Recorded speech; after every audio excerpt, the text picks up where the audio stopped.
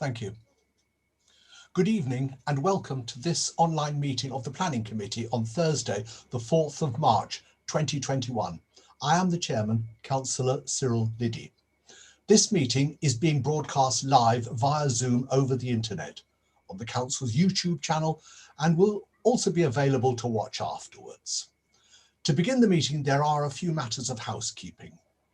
With the exception of the Democratic Services officers advising us, would participants all please mute their microphones unless invited to speak? At the start of the meeting, I will announce by name and invite to speak those participants wishing to make representations to the committee. I will ask for the applicant to be presented by the application to be presented by the case planning officer, at which time a visual presentation will be shared. I will then ask members of the committee in turn if they wish to ask a question or comment.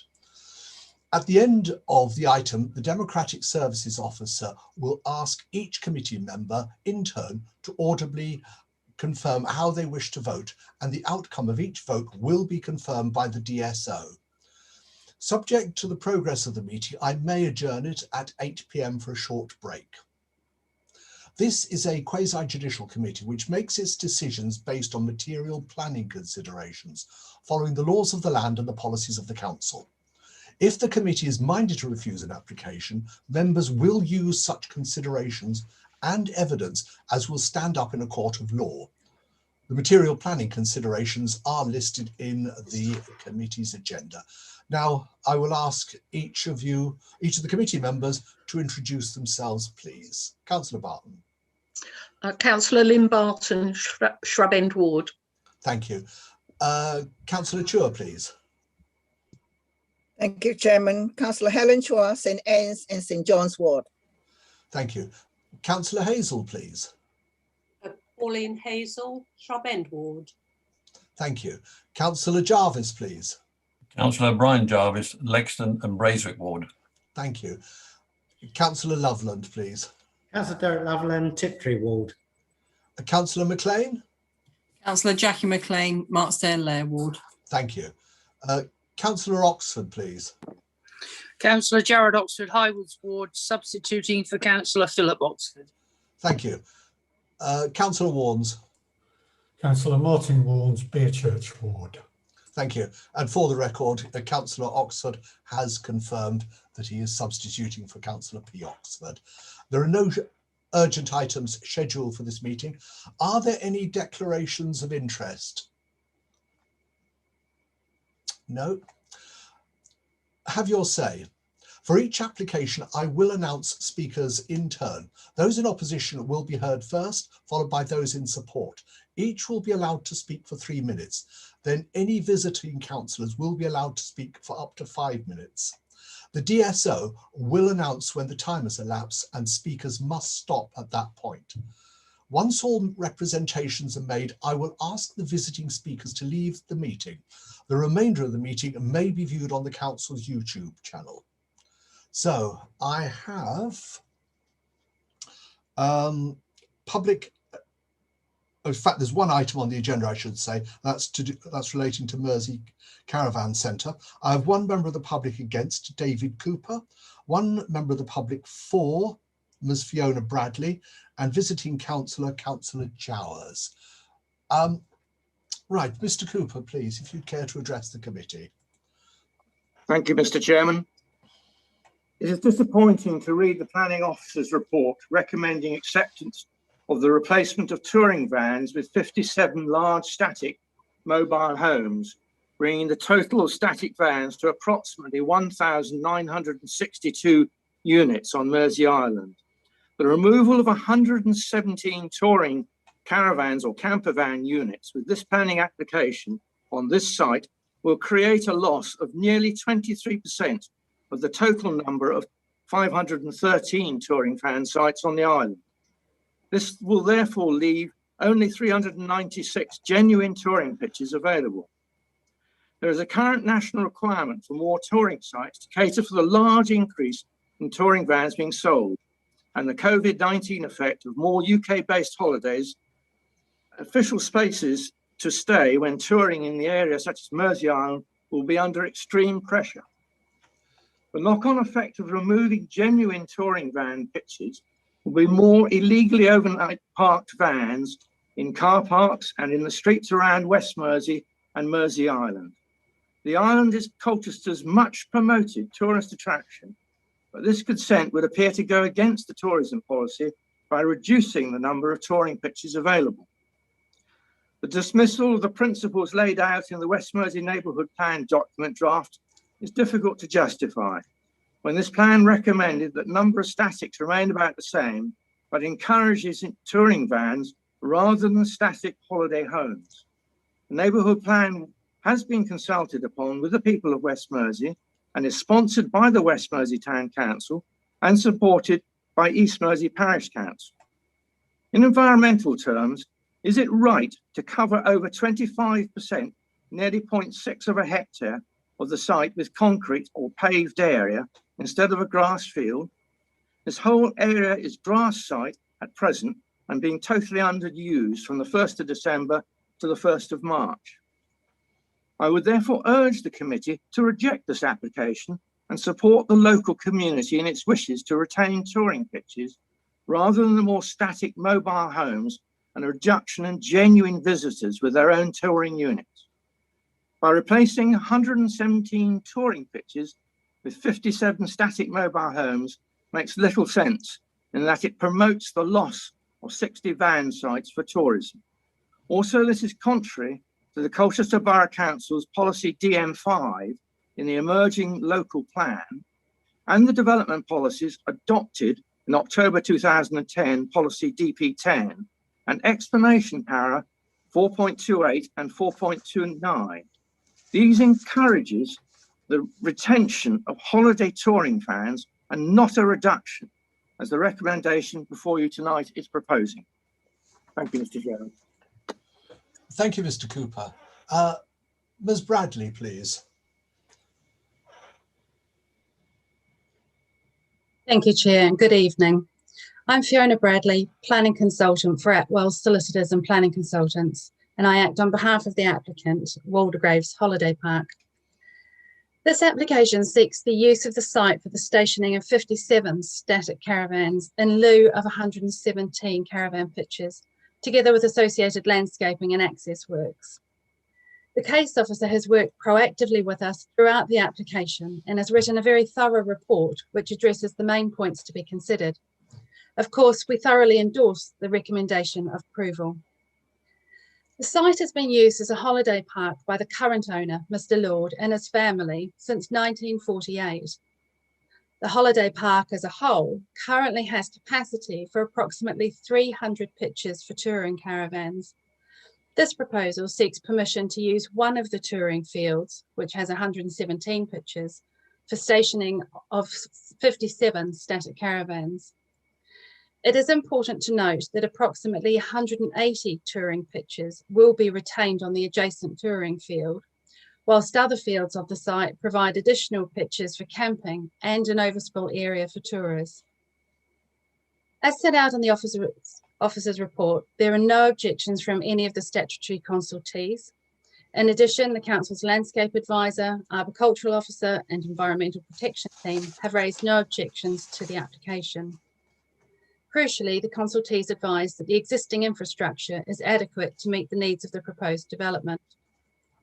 In many cases, consultees have requested conditions be attached to any permission to ensure impacts generated by the proposal are mitigated. The concerns of the Parish Council and other representations are noted. However, it is worth noting that the existing site is already a developed piece of land and not simply an open green field. In accordance with the lawful use, it can be used for 11 months of the year with touring caravans, motorhomes, tents, cars and associated paraphernalia occupying the site. The exception, of course, is this past year where lockdowns have seen the holiday park closed for months at a time.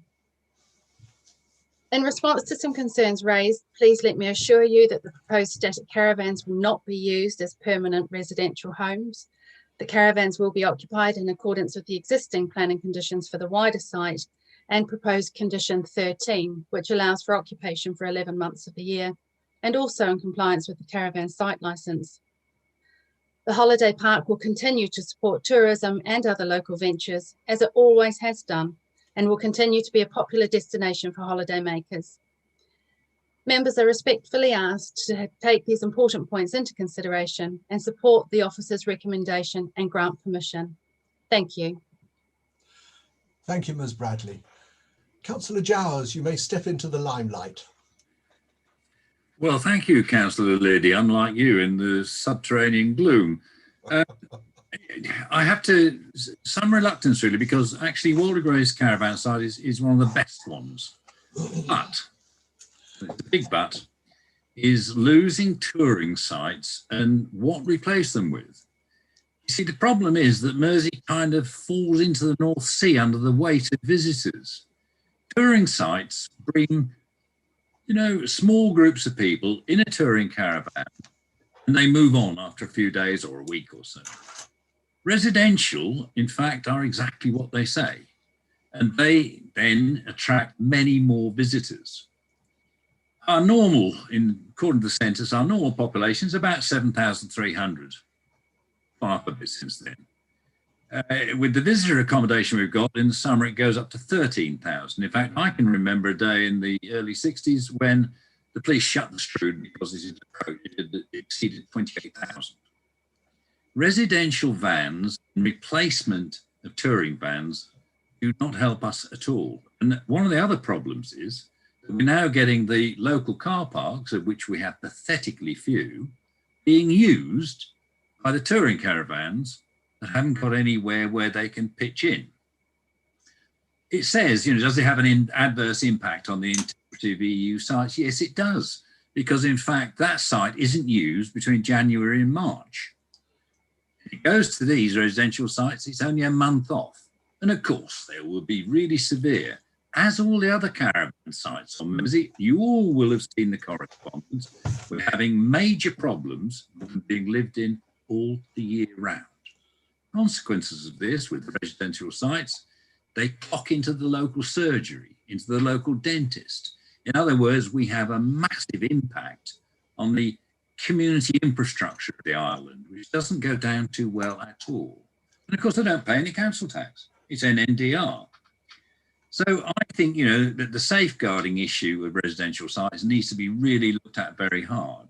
And why dismiss the neighbourhood plan? It's been in gestation for a long time. We are looking at the emerging local plan. Why not look at the emerging neighbourhood plan? It shows very clearly that Mersey residents feel that they're overwhelmed. And it's absolutely right, the point made in that we will be a massive attraction in the next 12 months or more because people won't be able to go abroad. You know, in a sense, what I'd like to see, and if you are minded to approve this, is I would like to see Waldegraves apply for more touring pitches. We do need them. But effectively, we're getting to the stage where the island is gridlocked. We can live with it in the winter. It's reasonable and understandable and fine. But the moment the warm weather comes and the holiday season starts, more residential caravans are just more and more and more visitors. And it is the quality of tourism that impacts on us. We're a small working island, farming, fishing, and 2,700 sets of holiday accommodation. I do not want to end up like some of the stretches in Tendring. Mersey deserves better than that. So unfortunately, I have to oppose this. I don't think that it's for the best use of the island. So thank you very much, Mr. Chairman. Thank you very much, Councillor Jowers. Now I will ask all the visiting speakers to leave the meeting. You may follow the proceedings on the Council's YouTube channel.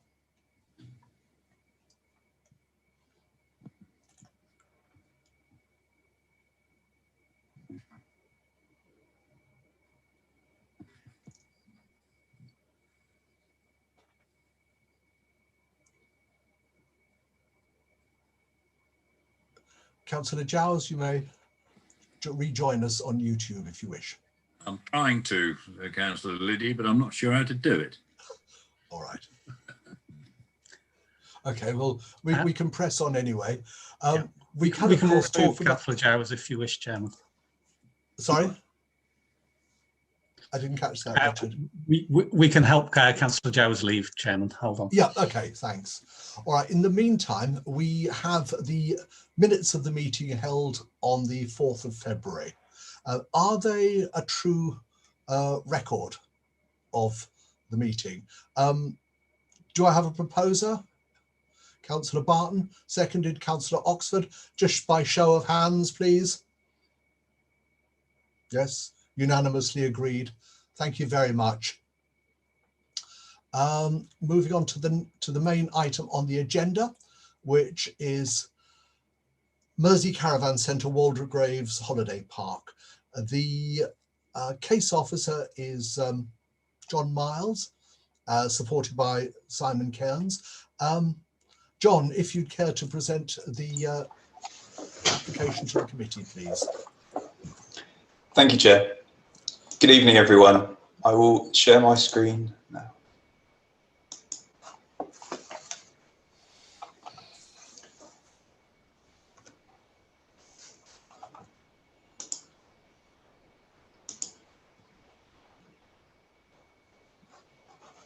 Can everyone see the presentation?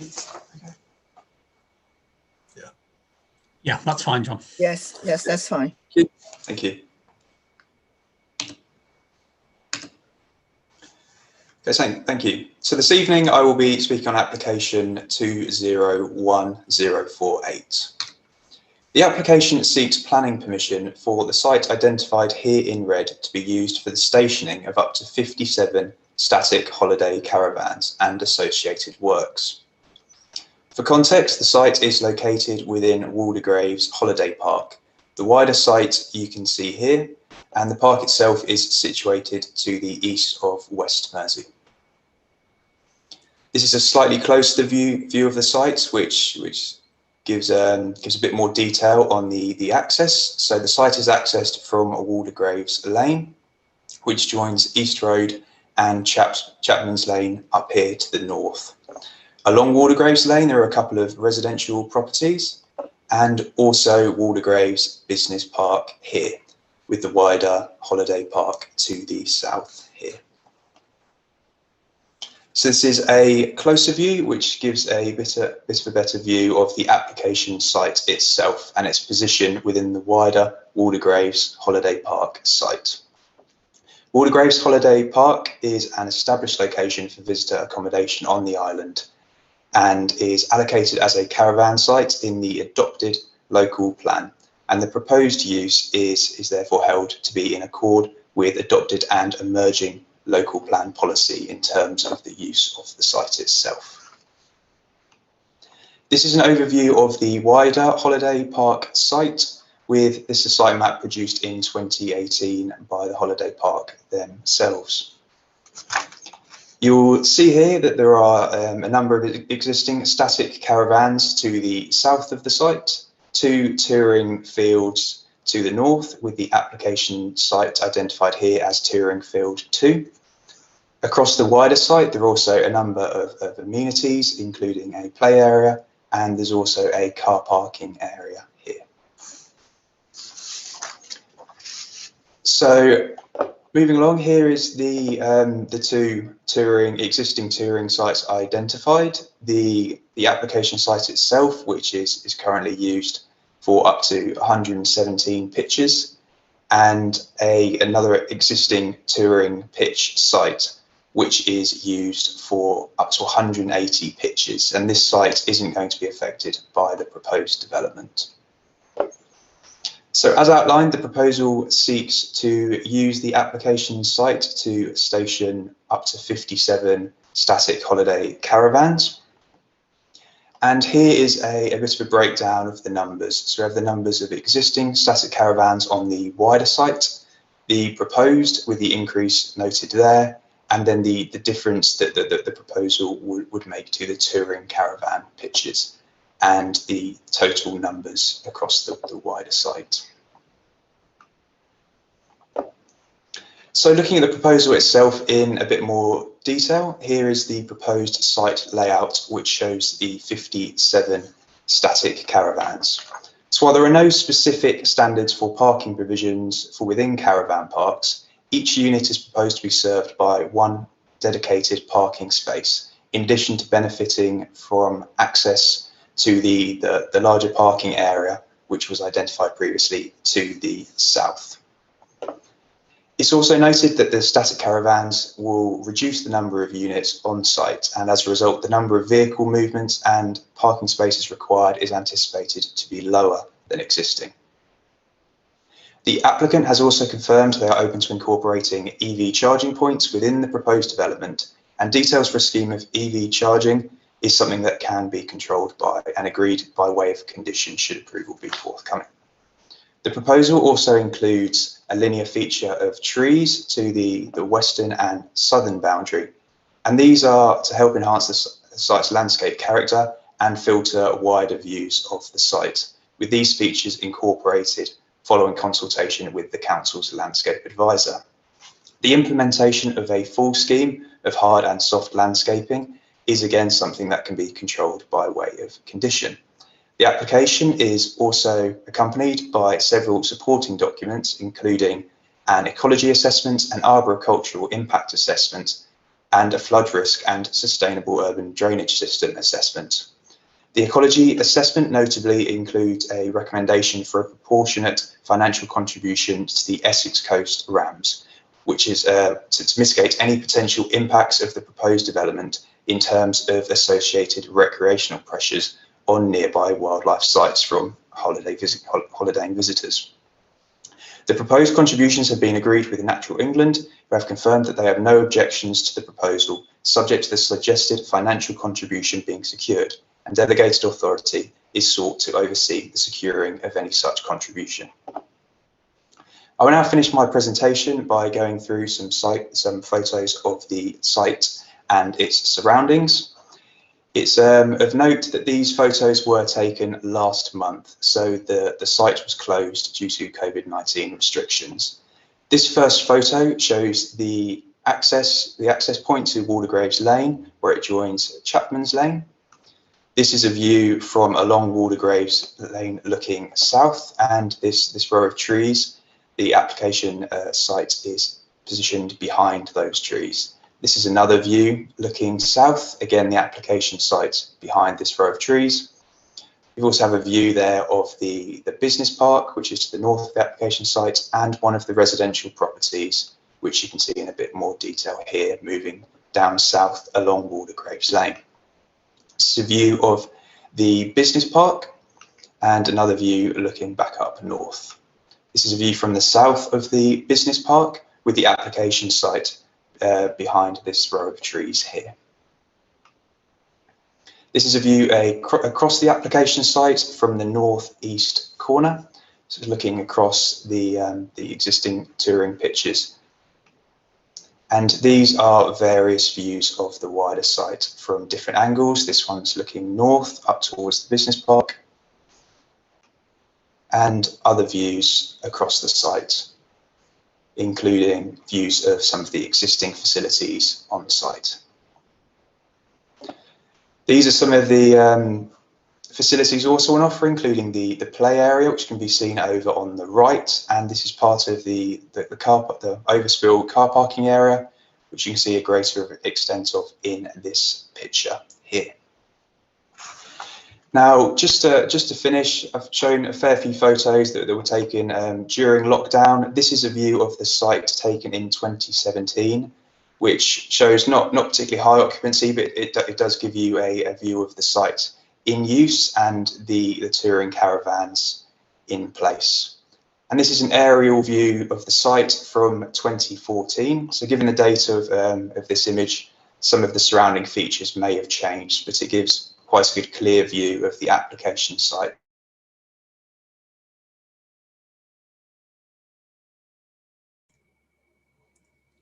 Thank you, John.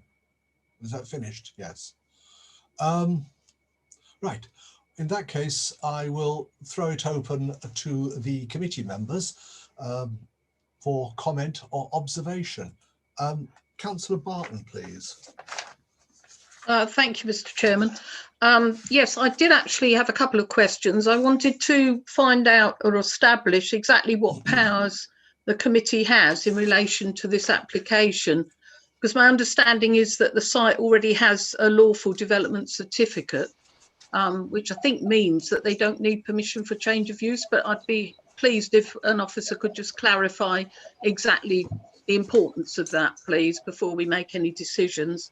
And secondly, Councillor Giles and several residents have mentioned their concerns over the impact on the doctor's surgery. Now, I'm well aware that isn't a material planning consideration, but obviously it is a big concern to residents. And I did wonder if we'd done any research whatsoever or looked at that aspect and had any data on whether that's in fact the case, that the surgery does feel a bit overpowered by these additional visitors. Just a couple of things at the moment. Thank you, Chairman. Thank you. Councillor Chua, please. Thank you, Chairman. I just want some confirmation. Would the 57 static caravans result in fewer movements of the traffic? And is the parking space for each holiday caravan considered a suitable level of provision, as fears have been expressed about car parking in the roadsides?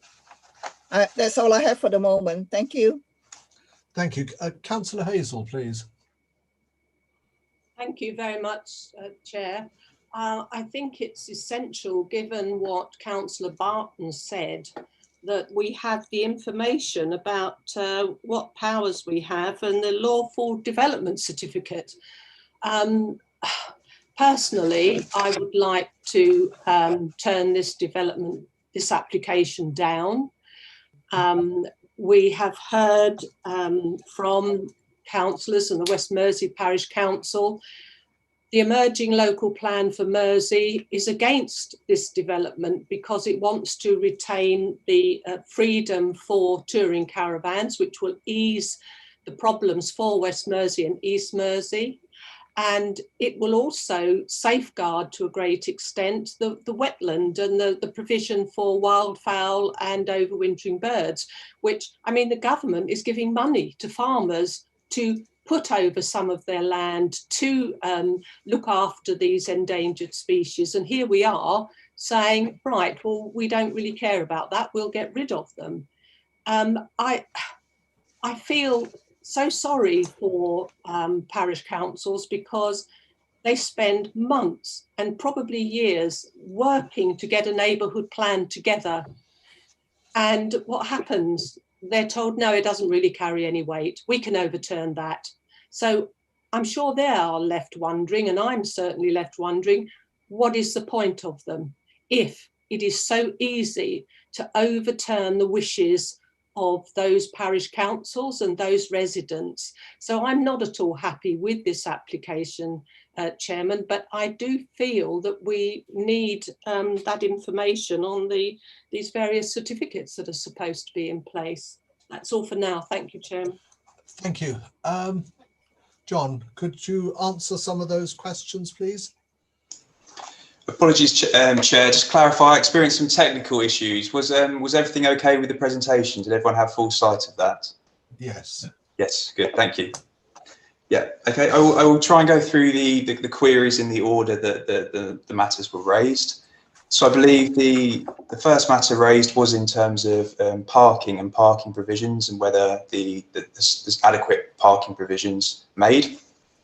So as I say, there's not a so caravan parks don't have specific set policy requirements in terms of the number of spaces that need to be required. But the proposal includes one dedicated parking space per unit, and there's also that additional parking area to the south of the application site. And the Highway Authority have been also consulted on the proposal and confirmed that the proposal is considered acceptable from a highways and transportation perspective. Moving on, one of the other issues was the occupation of the units and the potential for residential use. So the concerns that have been raised in representations regarding this are noted. However, it should be that the use applied for is not one of permanent residential use. The use applied for is for the static caravans to be used as holiday accommodation. And this is something that can be safeguarded through an appropriately worded condition, which is recommended in accord with adopted policy. And it also further controls exist with regard to the site's licence. Moving on to the next matter raised is the retention of touring caravans and the change in use from touring to static caravans. So as I outlined, the existing touring pitches to the west, which can accommodate around 180 pitches, is to be retained. The change of use itself, as I say, the use of the site for the stationing of static caravans is considered in accord with adopted policy. The site is allocated as a caravan site, and uses for visitor accommodation, including static caravans, is considered appropriate under that policy. In terms of the services that the park itself offers, with the proposed use, as I say, in accord with those policies, the exact services offered is more of a commercial matter, and it's more to do with the site's commercial interest and driven by market forces rather than a planning matter as such. In terms of the impact on wildlife and the potential for that, particularly over the winter months, it's recognised that there's the potential with the use of static caravans for there to be increased numbers of visitors in the colder winter months. And as such, there's potential for slightly different recreational pressures associated with the use. So that's something that has been considered and is outlined in the submitted ecological report. The conclusions of that report came up with a proportionate financial contribution to the Essex Coast RAMS, which will look to mitigate any potential impact in terms of increased recreational pressure and protect the integrity of wildlife sites. It's also noted that Natural England have been consulted on the proposal, the ecological assessment and the habitats regulation and appropriate assessment made, and Natural England confirmed that subject to that financial contribution being secured, they are also satisfied that there will not be an adverse ecological impact and have no objections. Lastly, moving on to the neighbourhood plan, it's appreciated that caravans and caravan parks is a matter raised in the neighbourhood plan. While the neighbourhood plan is at an advanced stage, it does not carry as much weight as either the adopted or the emerging local plan. The emerging local plan, the Colchester emerging local plan, is at more of an advanced stage than the neighbourhood plan. The neighbourhood plan must also accord with the strategic policies in the local plan, and as I say, the use of the site, the use of sites allocated as caravan parks for this holiday accommodation, including static caravans, is something that is supported by both adopted and emerging plan policy. Thank you. Thank you. Councillor Jarvis, please. Sorry, Councillor Liddy, but I don't feel either of my points were addressed at all. They Apologies. Apologies, I may have missed that. Yes. Okay. Completely. And I do need to know exactly what this lawful development certificate means. Even if Mr. Cairns is going to outline what it is, I want to know exactly what it entails.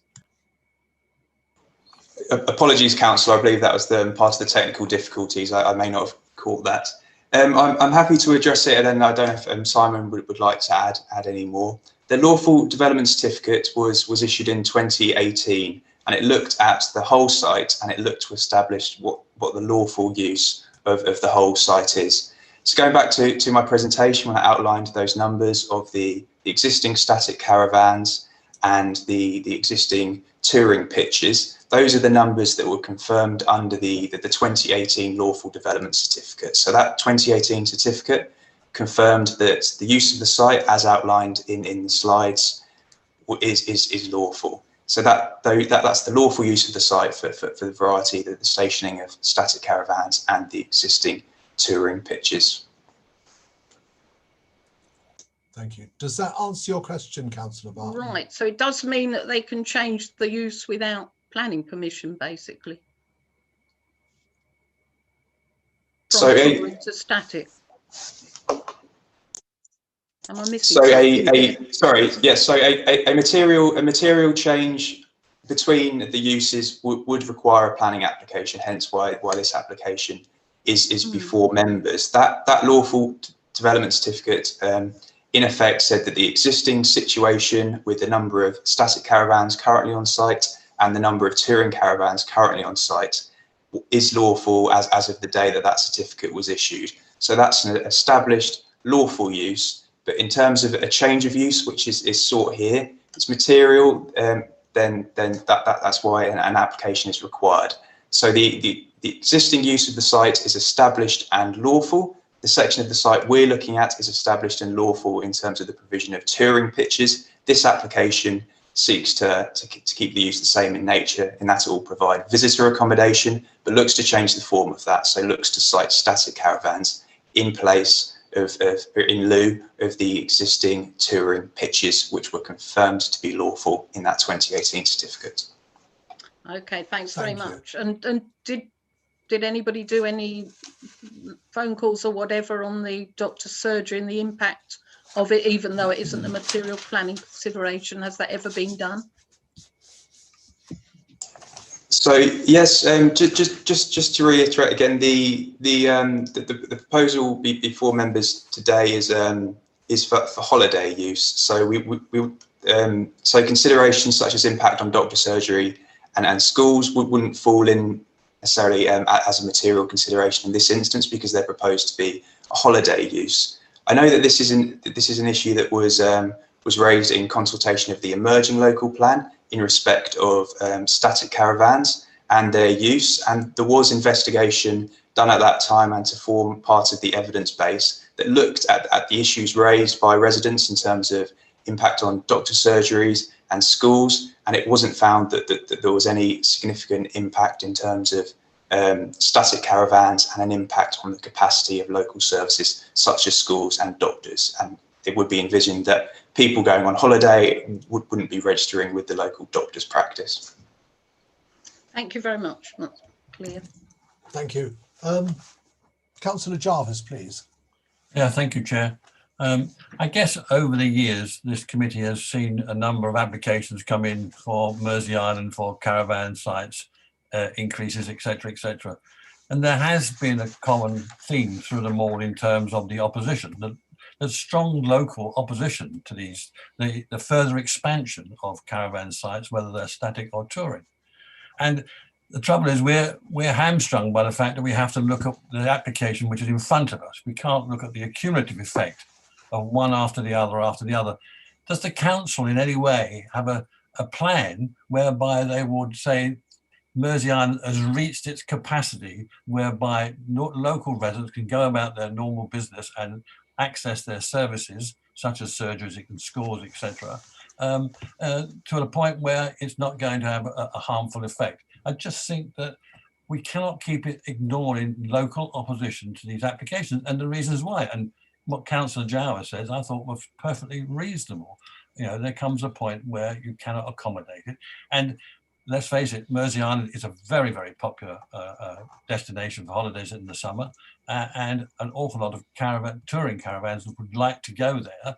But if they do and find they've got nowhere to park up, then they're going to start parking on the side roads and what have you, which causes more inconvenience to local people. So it's again, we're confronted with a situation where we can only deal with the application in front of us. But I would like to have clarification really about the static caravans and their 11 months residency. I've heard of this before, and I'd like to know, although you put a condition on there that it can only be for 11 months, what enforcement do we have? And has there been examples of enforcements on Mersey Island for people who are spending 12 months a year rather than 11 months? So that's what I'd like to have clarified at the moment. But I do think there's been a lot of comments about this that we've heard in the past, but you know, again, it's the question of what's the accumulative impact and what is the breaking point at which the council sees they can no longer encourage or approve further development on these sites. Thank you. John, Councillor Jarvis asked quite a number of questions if you could deal with those. I'll ask Simon to address the question of the cumulative impact, because I think that's slightly outside the, that's a more general question. It's not application specific. John, please. Thank you. So in terms of controlling the occupation and in ensuring it remains as holiday use as applied for here, yeah, as raised, there would be a condition applied to the permission which would restrict the use of the units to holiday accommodation only. It would impose a limit that they can't be used for 1 month of the year to create a break in occupation. And that condition also includes requirements in terms of record keeping and logs to ensure that anyone who visits has a separate permanent place of occupation, and that's not treated as a dwelling, it's retained as holiday visitor accommodation.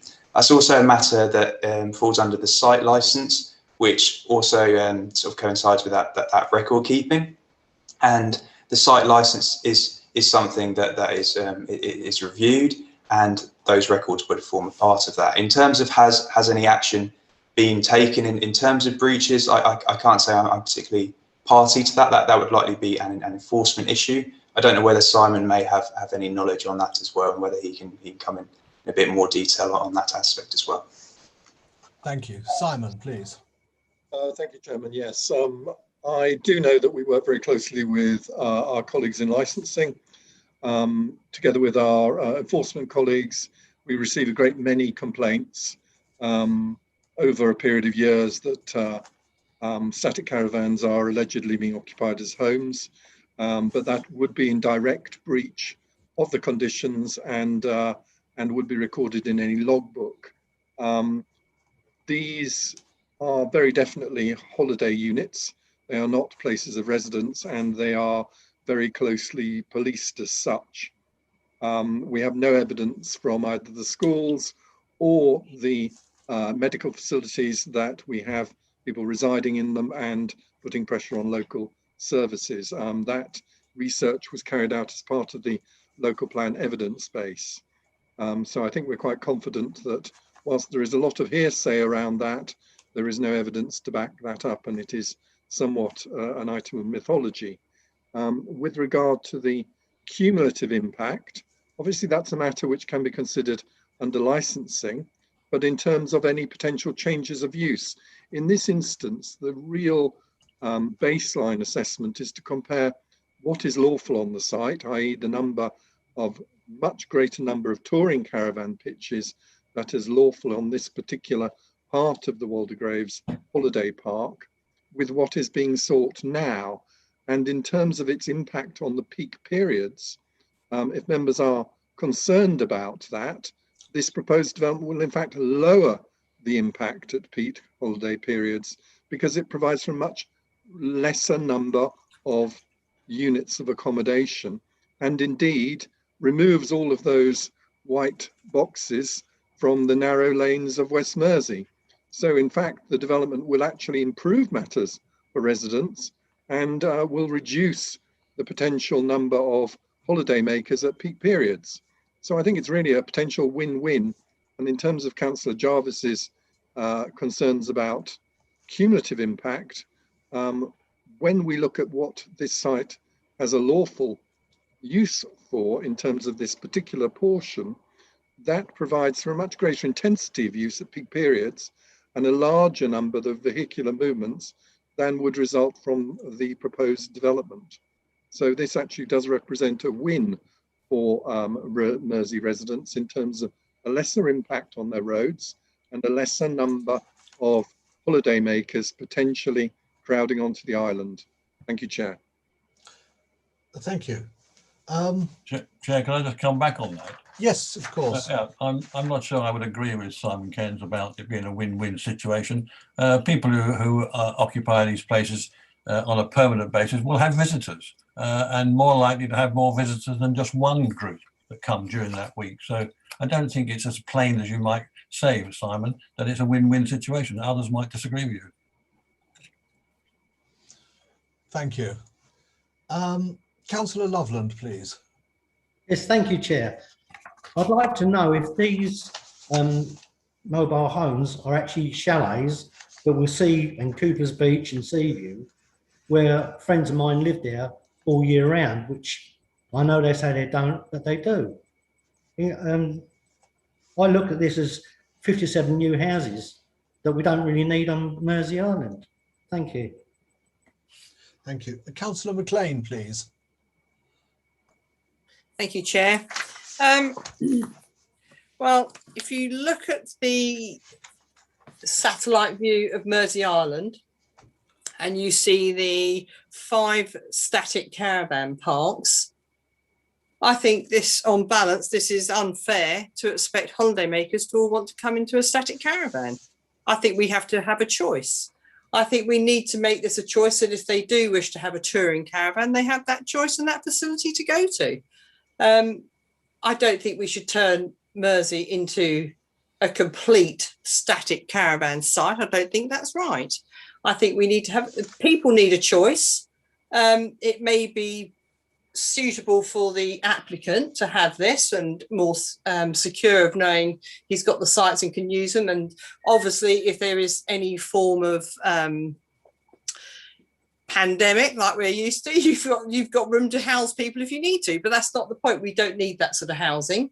And I think we should actually have a choice for local residents to actually have people to come from out of area and not just have static caravans that are in all year use for 11 months of the year. I think Mersey Island has got plenty of them, and I think we need to have a little bit of a change. You know, we need the camping, there's touring caravans, you can have the static, and they have got masses of static caravans on there. And there's absolutely no way that is not going to affect the wildlife on that island. It will. It's not a very big island, and if you look at the aerial view of it, I think they're just going to absolutely ruin it. It's an absolute eyesore. But that's not a planning consideration, I know. But I think we need to have choices for public members to be able to go to a touring site and a camping site, as well as people buy these static caravans, that's fine. But I think they need to have choices, and they're not there permanently all year round. Even if they go for 1 month of the year off the island, I still don't agree with it. I think we need to have something a bit more of a firmer policy on all of this, because I think, they're going to ruin Mersey Island, and that it is a little gem that we have on our doorstep for a touring attraction, not to just have as static vans on there. So I think we need to really think carefully about this, that we're doing the right thing for the public, that they actually do have a choice. We do have a mixture of what's available on the island. So I have to say I'm not keen on allowing these static caravans at all. Thank you. Councillor Oxford, please. Thank you, Chair. That's all right. I'm still trying to cool down from the touring caravans being called white boxes. I don't know if I have to declare an interest, because I have a touring caravan and I've visited the site in previous years, pre-pandemic. So I don't know whether that gives me a personal or prejudicial interest. So I'd like clarification on that point. I have a number of questions, if I may. One of the speakers at the beginning said it was in breach of, I think I got it down right as DP9. I think it was DP9. I hope I got it down right. I'd like some clarity on that. One of the things I'm concerned about is, and I've done some research today on it, the number of sales of touring caravans last year went up by over 20%, and this year's are scheduled to go up to nearer 30%. So obviously there's an increased demand. And I note that the current touring pictures there, the issue that there is that they're purely on grass. A lot of touring caravan sites now have hard standings for when it's inclement weather, and those touring pictures don't. So obviously that means the usage is less likely to be in autumn, winter, even though the caravans have decent heating systems and air conditioning in the summer. So I think they would be used less, the touring caravans, purely because the site isn't up to usage in the inclement weather. I'm curious to know about the difference in the traffic movements, because my unit is over 40 foot long, hitched up. So when people are driving onto the island and off the island, they're large units. But people coming into static caravans are largely going to be in cars, one assumes, or minibuses or whatever. So I just wonder about the vehicle movements difference between the touring caravan usage and the proposed static caravan usage. I've got here as oh right, that's the lawful use one. I've just gone through there.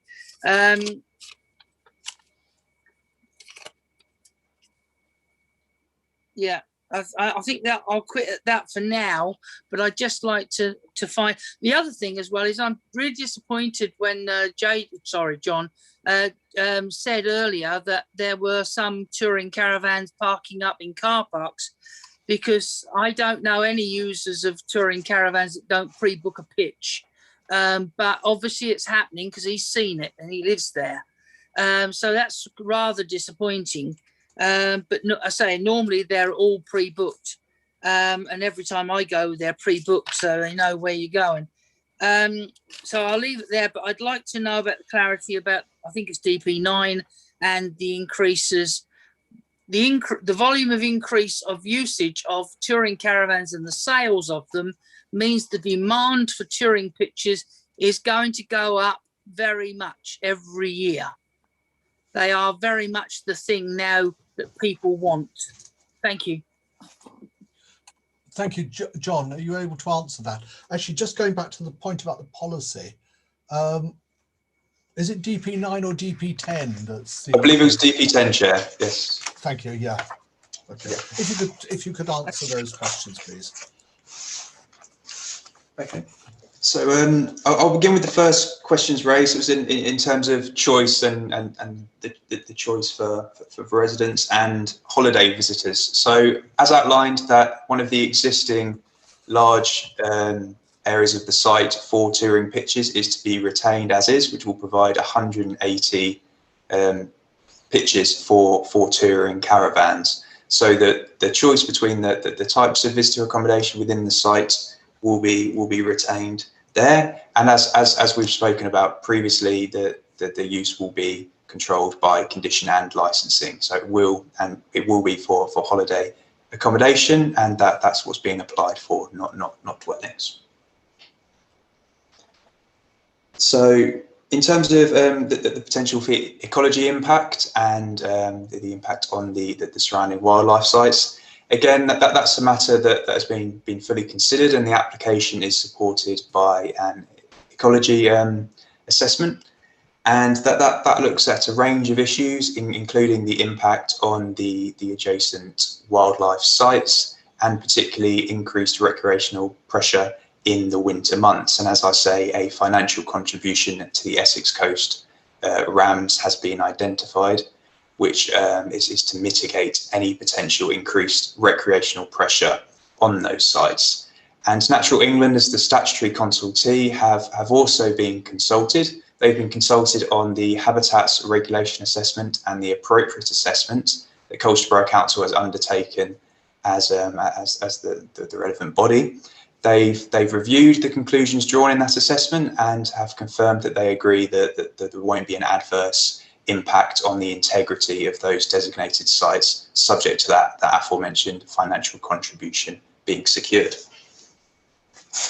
I move on to the points raised by Councillor Oxford, and policy DP10 is the policy I believe that has been referred to. So that's the policy that concerns visitor accommodation, and visitor accommodation under that policy includes static caravans.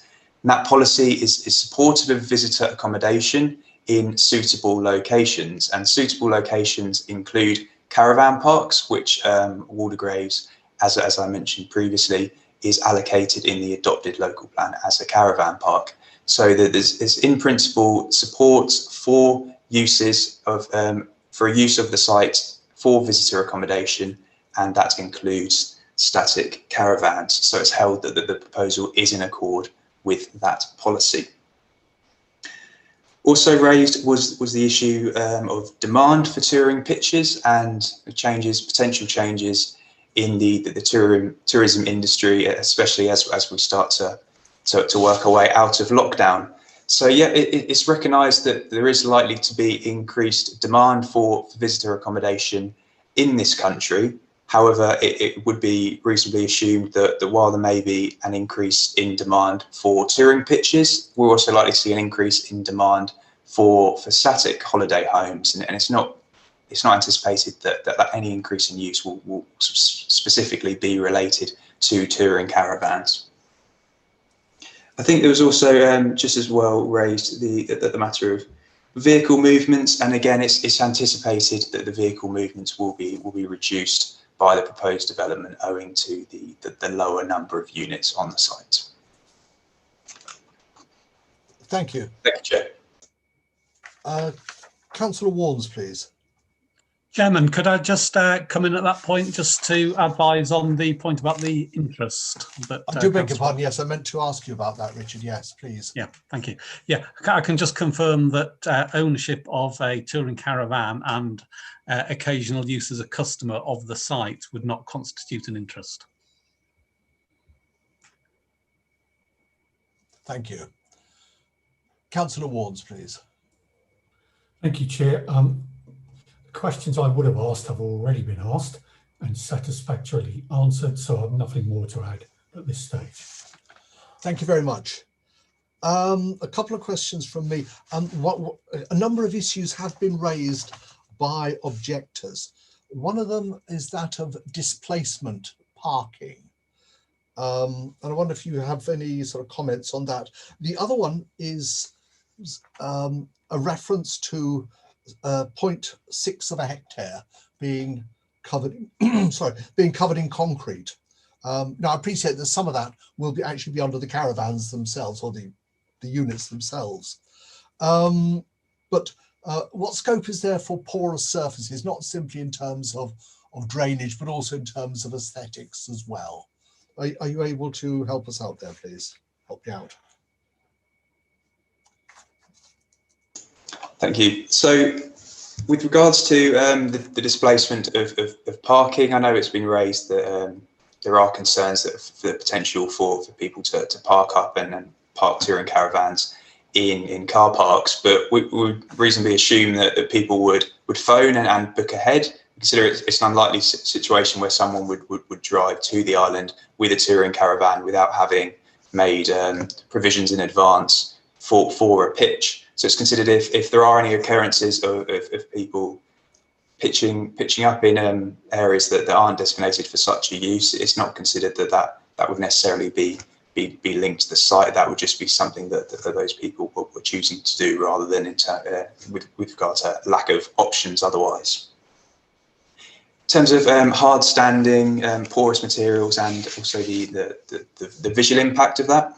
So yes, it's understood that the static units would have a concrete base, which likely wouldn't be permeable. That would be positioned under the units.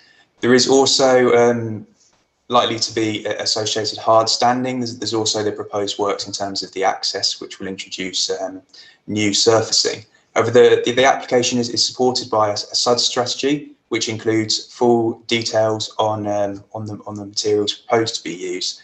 And it's proposed to use a porous car parking surface to ensure that a large area of permeable surface is retained to allow for infiltration. And porous paving is also proposed to be used on any ancillary hard standing. In terms of the visual appearance of all of that, a scheme of hard and soft landscaping is something that's been recommended to be conditioned by the council's landscape advisor. And the exact details can be agreed via that, and the landscape advisor will have input on that. So we'll look at issues such as the aesthetics of any materials proposed to be used. Right, thank you. The West Mersey neighbourhood plan is currently at an advanced stage, but it's yet to be examined by an inspector. Is that correct? Yes, that's correct. So it's the draft plan, the draft emerging plan has been published, and consultation has a level of consultation has been undertaken on that draft. It's not yet at the stage where it would proceed to examination by an inspector, and there are a few stages still to go with that plan while this is advancing well.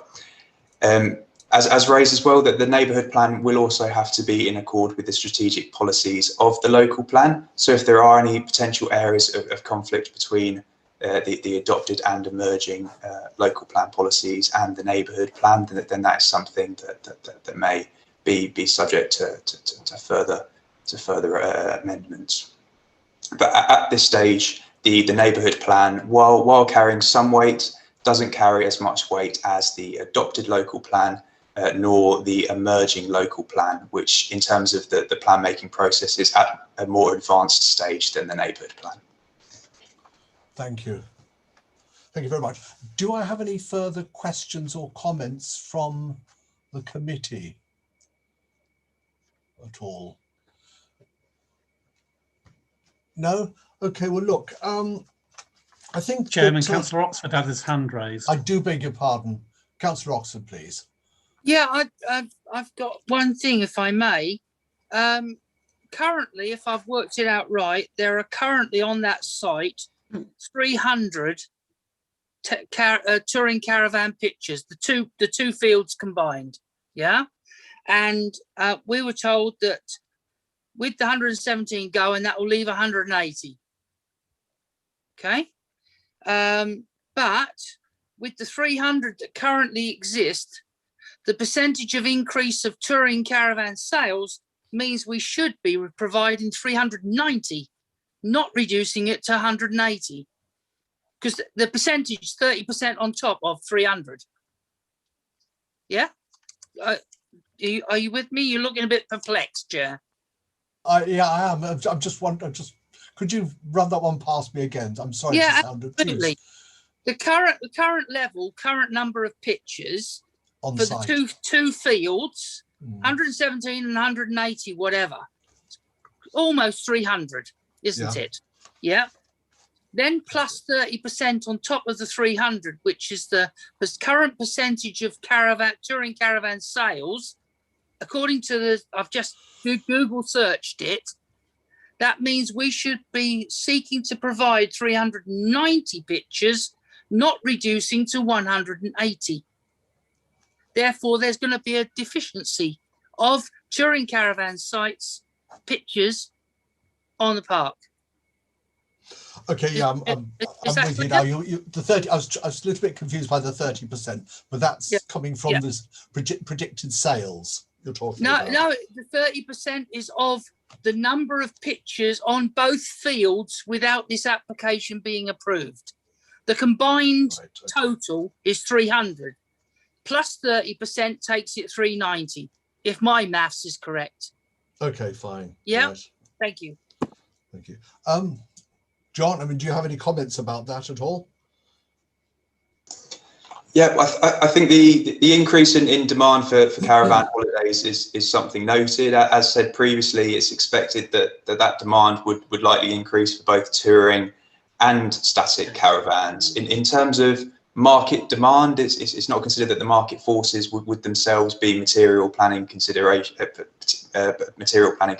in this instance.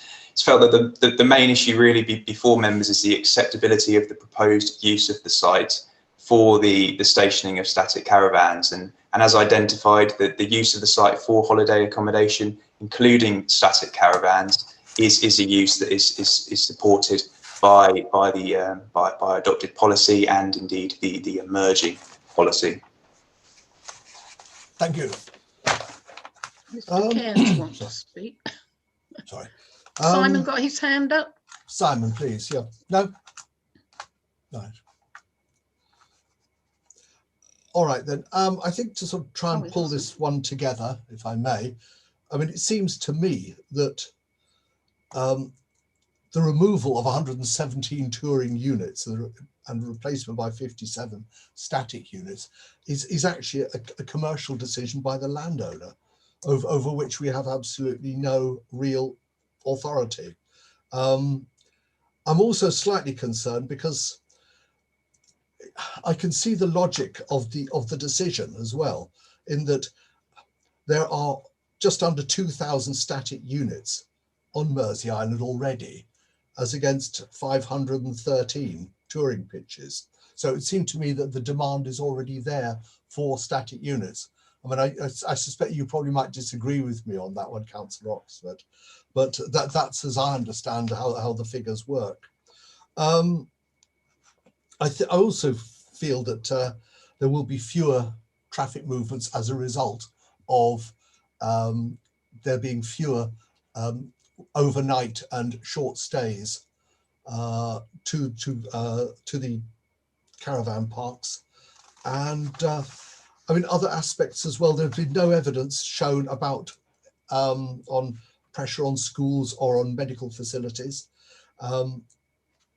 And furthermore, I also feel that there is a considerable amount of investment about to come into the borough that shouldn't be ignored. Now, I do appreciate that there is a cumulative effect, and there has been a considerable degree of opposition to these developments in Mersey Island. And the problem that we have is that we can only view each application in isolation. That's always the way. To go any further than that and to view them as an accumulation would be a policy matter that is not really appropriate for this committee. So on having said those few remarks, I think it's time to move to the vote. Chair, you've got raised hands from Councillor Hazel and Councillor McLean. I do beg your pardon. Councillor Hazel, please. Thank you, Chair. I can't see a particular impact on the schools because most of the people in those caravans will probably be older people and retired people, and they are the ones who are probably living there 11 months. But having said that, I would like to propose that we turn down this application on the grounds that it goes against West Mersey's neighbourhood plan, and I think we should be supporting that. I think at least, I don't know, I'm a bit muddled now, but at least go for a referral until that neighbourhood plan can be assessed. Perhaps I'd steer on that, how it's best to be worded. Thank you, Chair. So you're proposing that we reject the application? Yes. Do I have a seconder for that? Yes, I'll second it. Councillor Loveland. Right, Jan, if you'd care to read out the roll, and we'll go through the voting. Sorry, Chair, yes. could I just step in? Chair, you've had a recommendation that's contrary to the officer, sorry, a proposal that's contrary to the officer recommendation. Yeah. I wondered if you just wanted to seek some advice from the senior planning officer as to whether or not you felt there were any considerations around the drop procedure. Yeah, thank you for that. Thank you. Simon, if you care to address the committee, please. Thank you, Chair. Yeah, I mean, in terms of the point raised by Councillor Hazel, I think as John elaborated upon in his presentation, the weight that can be afforded to the West Mersey Neighbourhood Plan at the present time is quite limited.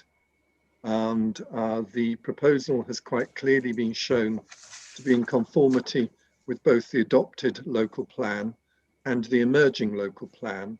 And if there were to be any conflict between the adopted or emerging local plan and the neighbourhood plan, then the strategic policies in the borough plan would trump the neighbourhood plan, and it would not be in conformity and could not proceed on that basis. So in terms of the point raised by Councillor Hazel in deferral to allow the neighbourhood plan to progress, that wouldn't be a strategy which officers would recommend to you, because it is unlikely that the scenario would ever occur where a policy within the neighbourhood plan in conflict with the emerging or adopted local plan would proceed via referendum to full adoption. It would fail, basically.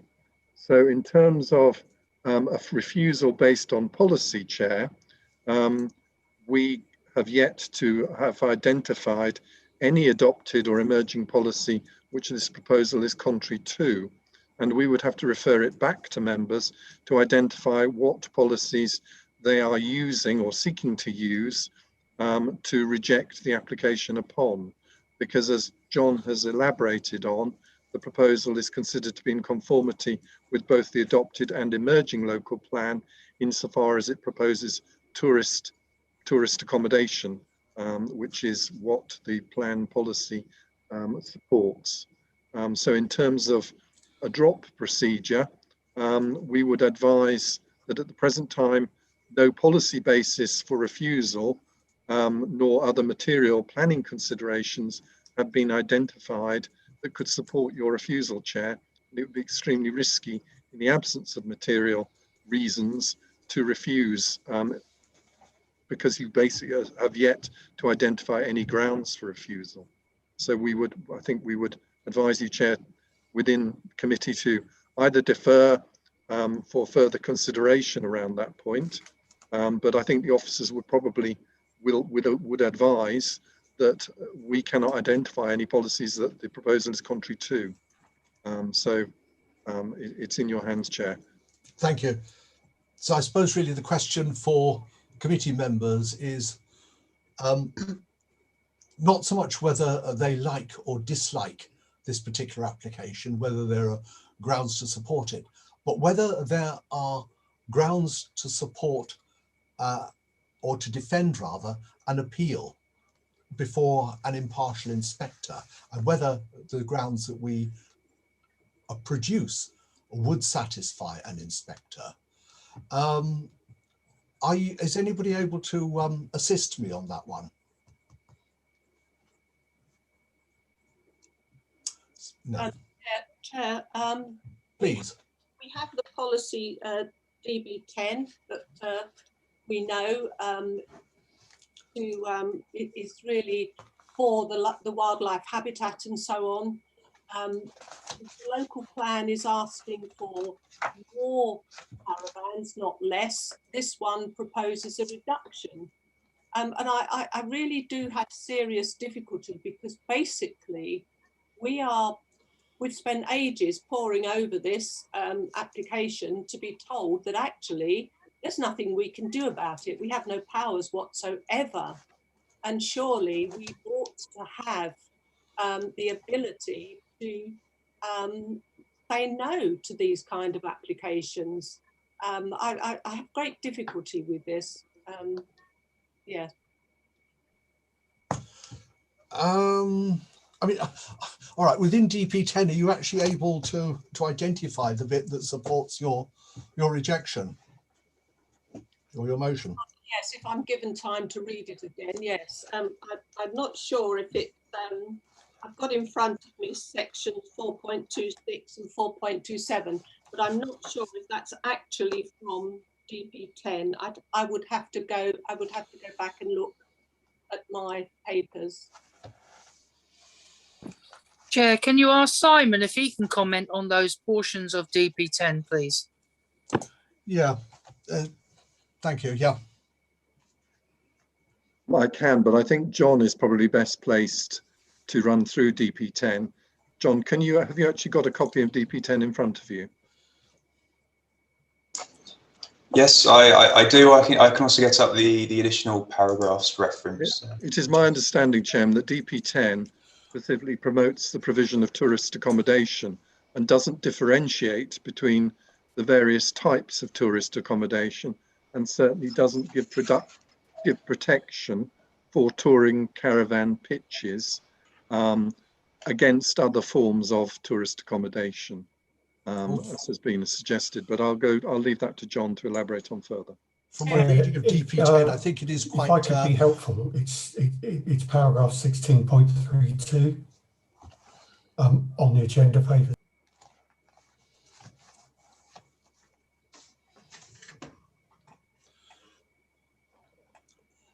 DP10 is actually quite generic in its formulation. It doesn't really... I'm personally at a loss to know how it does assist a refusal. What about It doesn't. 5, DB5 or DP5? If I can come in, Chair, please. So yes, Please, yeah. Policy DP10 provides general, as you say, it's quite broad. It provides general support for visitor accommodation, and included within visitor accommodation is touring caravans and static caravans. They're both included, and the policy provides general support for such provisions of tourist accommodation in what it defines as appropriate locations. As outlined, Waldegraves Holiday Park is identified as a caravan park, and as such is considered to fall under that definition of appropriate location for visitor accommodation, including static caravans. In terms of emerging policy, I believe the other policy referenced is from the emerging local plan, and that's largely in line with policy DP10 of the adopted local plan. In addition to that, there's policy SS12C in the emerging local plan, which looks specifically at Mersey Island caravan parks. And that policy is also generally supportive of development proposals at existing parks in West Mersey, and it includes support for changes of use, including static caravans. So from a policy perspective, it's officers' opinion that the proposal is in accord with both those adopted and the emerging local plan policies. Thank you.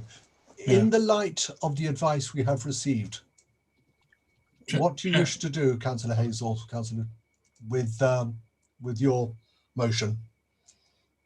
I see Councillor Jarvis is asking to speak, so perhaps hear him first and then I will say. Councillor Jarvis, please. No, thank you, Chair. I'm thinking in terms of the environmental impact, the broader definition of environmental, the impact it has on local residents. Under the category that we sometimes have to consider environmental, economic, and there's a third one I can't remember for the time being. But in that broader sense of environmental, I think there's cause or reason to decline it on that basis, the impact it has on local residents, particularly as they are overwhelmingly against this type of development. So you're talking about social, economic and environmental? Yes, I am indeed, Chair. Okay. Either John or Simon, would you care to comment on that, on the environmental aspects of this application? Certainly, Chair. I think I would have to put it back to Councillor Jarvis to elaborate upon exactly what environmental impacts he's referring to. The use in terms of tourist accommodation is identical in terms of its social impacts. It's tourist accommodation. The fact is, within a caravan that's towed or a caravan that's on the site, I can't see what the difference is in social terms between those two. In terms of wildlife habitat, as John's explained, we have Natural England's comments, which shows that they are satisfied, and we have no grounds for refusal based on impacts on the international wildlife sites in close proximity.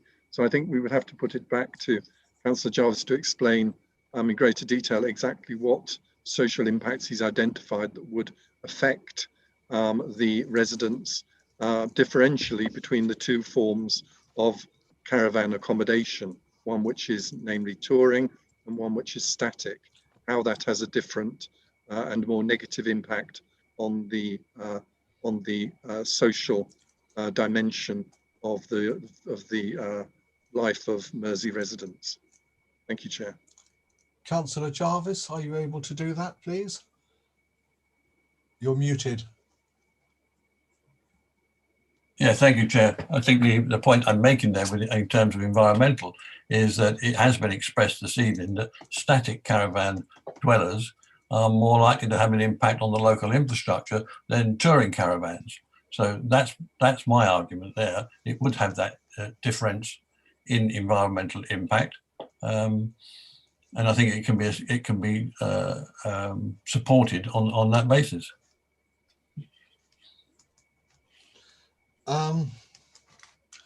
Simon, are you able to? Only insofar as members will be aware, conditions are specifically proposed within the schedule of conditions that would prevent permanent occupancy of the dwellings otherwise than as tourist holiday accommodation.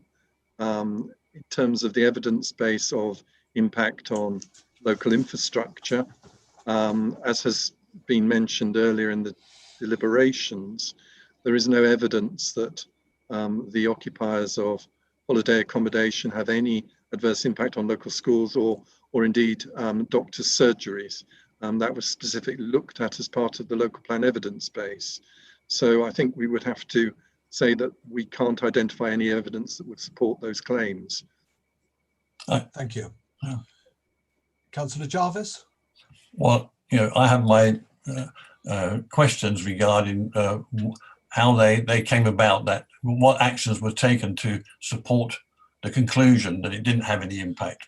And certainly we've heard it before about residents staying in their accommodation for 12 months rather than 11 months. It's all very well to put conditions in there, but it's the enforcement. It's how these things are monitored and how they're enforced at the end of the day, and how broad was the monitoring of the impact that you said that has taken place. I have doubts about how effective that is and how realistic it is in a much broader sense. So they're my concerns, and I've not been convinced otherwise so far. Thank you. The effectiveness of enforcement is not really something that we can take into account in our deliberations. That is an entirely separate matter. Councillor Hazel, in the light of all you've heard and in the light of the advice given by the officers, are you still prepared to proceed with your resolution resolution? Well, I'm still deliberating, Chair. I really do want to. I mean, I understand that if people in those caravans, static caravans, are on Mersey for 3 months, they can register with a doctor and a dentist. I would like to have some clarification on that. But my whole point is, this is an application that required planning permission. I am saying, and I think maybe one or two others are saying, no. But we are told, sorry, all we want from you is a rubber stamp. We have decided, and it just totally ties the hands of the planning committee and makes us ineffectual. But we have Councillor Barton, Councillor Oxford, and Councillor Cairns, sorry, Simon Cairns and Councillor Warnes asking to speak. So perhaps we need to widen this out a little longer. Thank you, Chair. Sorry, Lynn, Councillor Barton, do you want to say something? Yes, I know we don't like it, but I think, this committee, we have got to accept that there are some planning aspects over which we've got no control whatsoever. It's not within the remit of this committee, and obviously we don't like it. We don't, as it's been shown, but I don't think we've got any choice. There's certain aspects of this application none of us like, but I haven't heard anything yet that would stand up at appeal, because none of them are material planning considerations that have been mentioned. So basically, where do we go from here? I just don't think we can carry on like this. We've got to make a decision. Thank you. Okay. Well, we have a resolution or a motion on the table already. We need to decide what to do with it. I mean, if somebody wants to propose that we accept the officer's recommendation, then we can also have that one as well. I mean, Councillor Warnes, you're proposing. Do I have a seconder, please? Yeah, I'll second. Councillor Barton. Okay, so we have two resolutions now on the table. Councillor Hazel? Could I just say where we are procedurally? Please. Yes, do. To help you. Yeah, you have a recommendation on the table from Councillor Hazel to refuse the application for reasons that she's given. And you've heard advice from Mr. Cairns that there are significant potential risks around that decision. Under the drop procedure, at that point, you can make a decision to defer the recommendation for a report for further advice to a future committee, if you wish. So that's the point at which we're at. Okay. So you may want to consider whether or not you wish to, consider that under the drop procedure, whether to defer at this point for a further report. Well, and that's a decision that you can either take as chairman or you can put to the committee. Thank you. Well, given that both Simon and John have said that they have not identified any grounds upon which to defend a refusal, I'm at a loss to know how we could actually defer it and what a deferral would actually do. And it would seem to me that either we proceed with the resolution to refuse, and if it's passed, then take the consequences. Yeah, that is open to you, Chairman. Sorry, Richard. Yes, that is open to you. It is up to you to decide whether or not you want to defer or to press on with the vote. To be perfectly honest, I see no point in deferring the matter, since nobody has actually been able to identify any grounds on which to defend it. So I then suggest that we move to the vote. Chair, first of all. Yeah. I've had my hand up sometime. Sorry. Can I speak on Councillor Hazel's please, yeah. Proposal, please? Please, yeah. Thank you. Yeah, I've been looking at the emerging local policy, and it's policy DM5, tourism, leisure, culture and heritage. And it's on page 192 of the draft local plan. Specifically relates to development for new and extended visitor attractions, leisure, culture and heritage facilities along with visitor accommodation, which does include touring caravans and caravan sites. And basically it says that basically they would be supported in suitable locations subject to the minimising of the impact on neighbouring areas, and that's what I believe is being raised.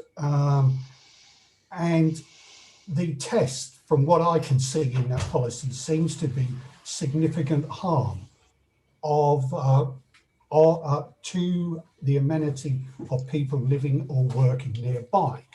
So I will not be supporting a deferral, and I will not be voting against, because the report clearly tells you that the nearest house is 200 yards away and there is not a significant impact. And there's a number of mitigating issues raised within the report that I believe makes it reasonable to support this particular application.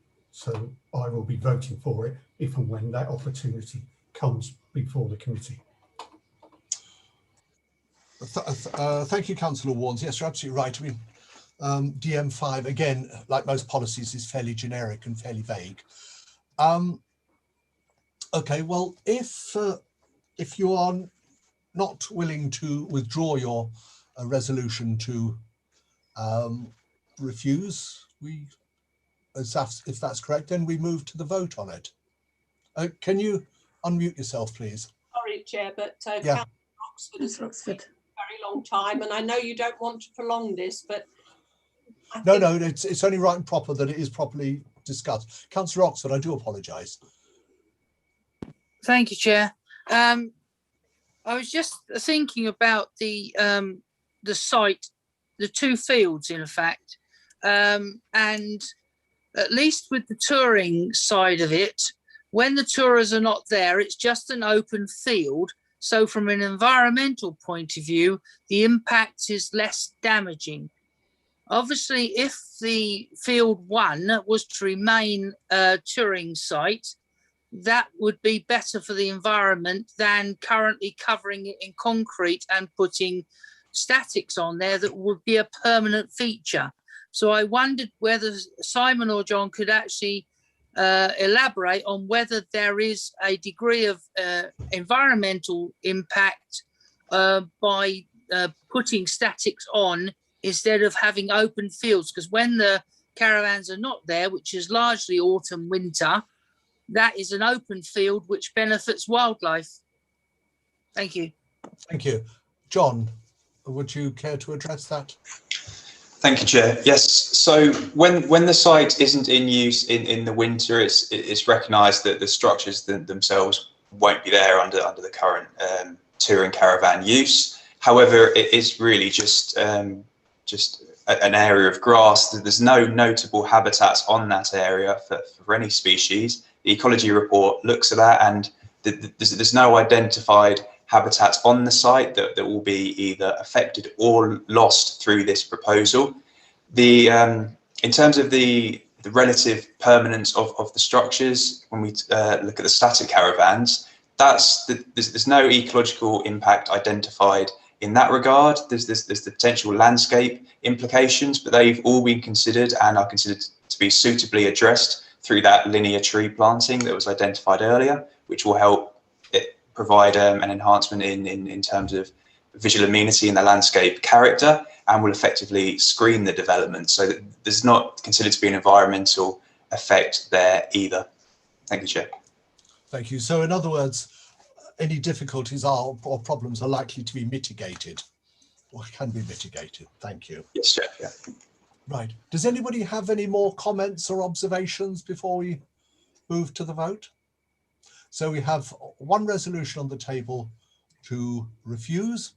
And if we take the vote for that, Jan, are you able to read the school register, please? Yes, I am. Thank you. So this is the vote on refusal on item 7.1. So Councillor Barton. Sorry, is this Councillor Hazel's proposal? Yes. Proposal to refuse. Yeah. Sorry, Jan, just before we move to the vote, can we be clear, please, what the reasons for the refusal are? Because I think as part of any resolution, it needs to be clear what the reason for refusal is based upon. No grounds. There aren't any. There aren't any, no, sadly. Can you withdraw it then? That seems silly to vote on something when we haven't got the grounds. Councillor Hazel, are you able to comment, please? Yes, of course, Chairman. Stubbornness in me just believes that we should be supporting. But we've got to have grounds. Sorry. Yes, illegal. We do, in my humble opinion, we do have grounds on the environmental impact on the life and well-being of the residents of West Mersey and on the wildlife. I mean, on impact on the local residents, and the weight of these tourists' caravans on its own ought to give us an opportunity to support the parish council. If Simon Cairns is saying to me, absolutely no way, then I will have no choice but to withdraw. But I wouldn't do it. I'm very unhappy about it. Simon, please. Thank you, Chair. I mean, we are here obviously to support the members in their deliberations, and we are desperately trying to find material planning reasons to support or to support you in your deliberations in this instance. Councillor Hazel has identified a potential environmental impact on the life and well-being of residents. In terms of the uses, it would seem that the intensity of use is potentially lesser with the reduced number of static vans compared to touring caravans in the peak season. So I'm not quite sure how that translates through to a greater environmental impact as a result of the development on the life and well-being, but If that can be explained, we can try and translate that through into policy reasons for you, Chair. Thank you. Councillor Hazel. No, I can't explain that because I haven't actually got those sort of figures in front of me, but the West Mersey Town Council and local councillors and local residents have. Whilst it sounds that there will be less with 56 with the static caravans as against the increased provision of touring caravans, the very fact that the touring caravans stay a very short time and bring money and so on into the island, but very quickly go away. Whereas static caravans, where people are living there, there's one parking space for each van. They could have up to 6, 10, 20 visitors with 5 or 6 cars every weekend or during the week. So, you know, it's very difficult to say that it's a numbers game. On paper, it sounds as though static caravans will be less of an impact than touring caravans, but the experiences of the West Mersey people is the opposite. And I think it's them we should be supporting in because they live there and they live with it and through it. So, yeah. Councillor Hazel, if such evidence and such numbers does exist, they haven't been brought before the committee. They probably wouldn't have thought they had to, but Sorry, I didn't catch that last bit. They probably would not have thought they had to, but that's, you know, I can't speak on that. So, yeah, I take your point. Yeah.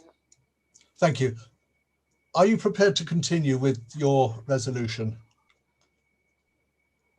I'm between a rock and a very hard place. I guess we're going to lose it anyway, or I will lose it, but I feel I'd like to go ahead with it to prove that point. Thank you, Chair. Councillor Barton, did you want to speak? Or... No. Okay, right. Simon does though. Simon, yes, sorry. Yeah, Sorry, I'll Chairman. hand up for some time. And so Councillor Warnes as well, sorry, yeah. Going back to the whole issue of drop, we could seek a deferral to allow the submission of an evidence base in support of the alleged greater environmental impact that Councillor Hazel has alluded to, and then the matter could be reported back. So if the third parties can provide this evidence, then obviously the matter could be deferred and reported back for future consideration on the basis of this additional information in terms of the evidence base that we understand is out there to support this greater environmental impact upon residents from static caravans versus touring caravans. Thank you. Councillor Warnes, did you want to say something, please? Thank you, Chair. My understanding is that the emerging local plan carries weight, and therefore what the policies say within it should carry weight in the discussions this committee has. And policy DM5 on page 192 clearly sets the benchmark that it should not cause significant harm to the amenity of people living and working nearby. Therefore, members that are proposing either a drop or to actually refuse this, the onus should be on them to demonstrate what the significant harm is. The only words I'm hearing is there is a potential. Where is the significant harm? And it does say, the same policy, that where residential use would be inappropriate, legal agreements on holiday use only in certain periods of the year in order to prevent permanent or long-term occupation. That's covered within the report. So I understand the point Simon is making, but I wonder whether we're in danger of fudging this. It seems to me that those making the proposals need to demonstrate where the significant harm is in order for their motion, in my opinion, to be a valid one. Thank you. I have to say, in the light of all I've heard, I'm not minded to defer this, actually. This is a criticism or an issue that has come up on a number of occasions in the past. So the evidence should have actually been here on this occasion. So it now comes back again. Are you prepared to withdraw, or shall we proceed to the vote on your resolution, please? Vote, Chair. You want to move to the vote? Right, notwithstanding all the issues that have been mentioned. All right then. We can move to the vote. Jan, would you care to read out the? This is the resolution proposed by Councillor Hazel and seconded by Councillor Loveland to reject the officer's recommendation. Please.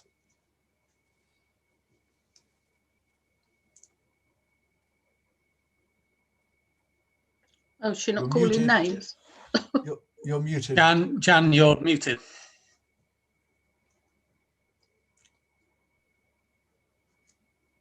My apologies, everyone. I was just going to read out what I'd written down from Councillor Hazel, which was a resolution to refuse on the grounds of the environmental impact on the life and well-being of residents and wildlife, and to support the Parish Council, West Mersey Town Council's neighbourhood plan.